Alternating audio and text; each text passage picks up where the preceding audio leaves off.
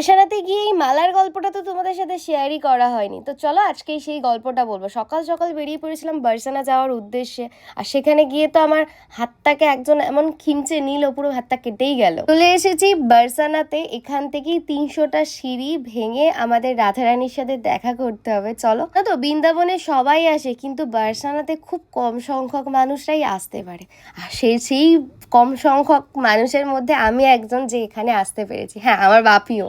এই এতগুলো সিঁড়ি ভেঙে, আমার বাবার শরীর দেখে তোমরা অনেকেই ভাবে যে কি করে এতগুলো সিঁড়ি ভাঙলো। না, এটা কোনো ব্যাপারই না। বাপি কিন্তু কেদারনাথ থেকে ঘুরে এসেছে পায়ে হেঁটে, বুঝেছো?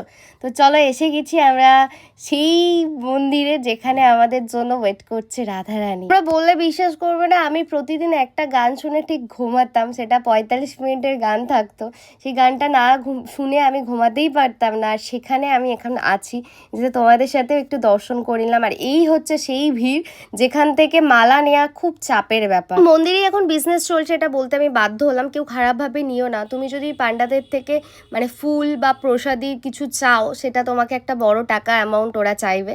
তো যাই হোক, আর ওনারা যদি ছুঁড়ে ছুঁড়ে যায়, আর তোমার যদি লাক ভালো থাকে, তোমরা এরকম পেয়ে যাবে আমার মতন।